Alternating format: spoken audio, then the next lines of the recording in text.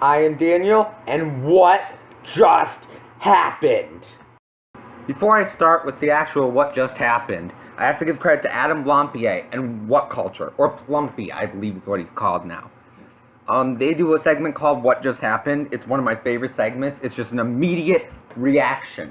And I'm a very impulsive individual, so I love immediate reactions to everything. So it made sense for me to put the name in, but I can't do, even though it's not like plagiarism, it's just 3 words, I can't do it without giving the proper shout out to What Culture. If you like wrestling, video games, movies, TV, superheroes, any of that stuff, go to whatculture.com. It is a British website, by the way, but it is great work. They have a lot of ridiculous stuff that they do, but how they should, like, make Spider-Man over, stuff like that. If you like wrestling, how they should rebook. Adam Blampier, Plumpy, does all of those. They also have a lot of other really cool segments and a lot of analyzing of different things, which I enjoy.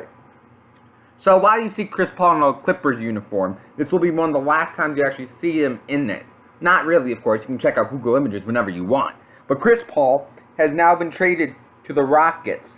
He opts into his contract with a sign and trade. Before I go into it, I just want to say I love the sign and trade. One of my favorite things is when you have balance. The league, whether it's baseball, football, basketball, it's more fun when there's balance and there's a number of teams that are very good. And as Thunder, Kevin Durant leaving last year to the Warriors, it's nice to get something back. I'm not saying they got Chris Paul value back.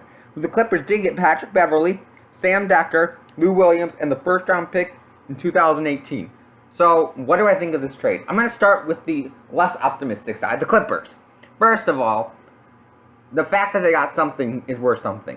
This is a really interesting thing because I don't think Blake Griffin's going to stay. Now, it looks like Doc Rivers, who, as long as being the coach, is the head of management, decided it's time to break this team up. You still have an all-star in DeAndre Jordan, or an all-star caliber player. You still got J.J. Redick, and now Patrick Beverley. Hopefully Sam Decker will get a chance to really shine here. And when you have one of my favorite rookies from last year, Bryce Johnson. He didn't have a huge impact, but he was very talented. And if you look at the fact that, no offense to the rookies, Malcolm Brogdon won Rookie of the Year as the lowest draft pick. A lot of the top draft picks did not have huge impacts. I do want to point out before I go further that all of them are incredibly more talented than me.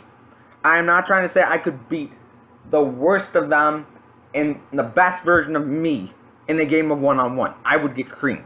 So I just want to point that out. A rebuilding process can be good. The Clippers tried. And when you got the Warriors right there, you better have a dynamite team. Like the Spurs, for example. Yeah, they didn't rebuild, but they got LaMarcus Aldridge. They reload, and they have a dynamite team. Even the Rockets, you could argue, and I'll get onto that in a minute, have a very talented team. But the Clippers were getting that 4-5 seed, kind of similar to what the Hawks were doing even just a few years ago when they had Millsap and Teague and Horford and Korver and had that core together, and DeMar Carroll as well. That was the Clippers, except in the West, not the East. And so it was time for something to rebuild. One more thing to point out is, wouldn't it have been weird if Chris Paul had been traded to the Lakers? Remember, David Stern, the commissioner at the time, blocked the trade. So you wonder what would have happened. Would they have even drafted Lonzo Ball this year? Would they have been in position to? It's a very interesting thing. Okay, now to the other point of view, the Rockets.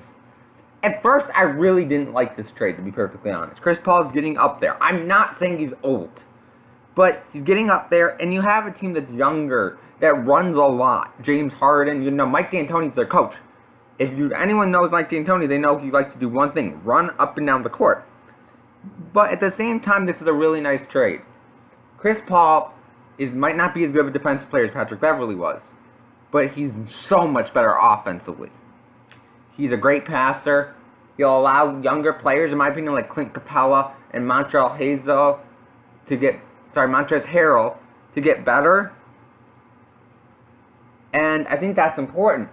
It's much easier to catch a pass from a great guy. And you still have guys like Ryan Anderson, Clint Capella, Eric Gordon, who just won 6th Man of the Year, I believe. So I believe this trade benefits both teams to an extent. Again, saying that with the fact that it's better for the Clippers to get something than it is for them to get nothing. I think Decker's a very talented player. I'm a Big Ten guy. I watched him a lot at Wisconsin. I really liked what he had to offer. I like Lou Williams for what he is, which is a talented scorer off the bench, very similar to a Nick Young type player, or even a Jamal Crawford. That's the one interesting thing, is do you really need 2 scoring guards off the bench? And Patrick Beverley is a very, very, very good defender. I wouldn't say he's top of the mark, but he's right below that. The Rockets figured out that if they're going to compete with the Warriors, they needed another big name. Not a, Clint Capella type, and I don't really know all the free agents this year, so that's why I said that. They're also apparently, according to Bleacher Report, this is all from Bleacher Report, by the way, trying very hard to land Paul George. Now, if they do that, that's when things get interesting, because then you have a backcourt that can compete with the likes of Curry, Thompson, Durant, or Curry, Thompson, and Green. That's when things get interesting. I still don't think they have the depth to beat the Warriors. But then I looked at their roster, and they have some really good players. And Clint Capella, who I really like. He's really young. Montrezl Harrell, again, very young. I like these guys. I think they can really develop into 2 good big men. Nene, I've always been a fan of his. He's very talented. He's not amazing, but you know what you're going to get out of him, and that's consistency. That was really redundant, I just realized. But he's a consistent player. And on teams that are inconsistent, which the Rockets have been over the years, since James Harden got there, sometimes consistency is really what you need. And I believe they can really thrive. I still think, though, they need either to get Paul George or to make one more big move before they go after the Warriors.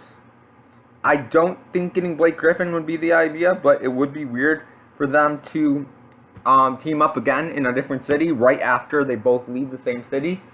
It has probably happened before. Actually, I know it has.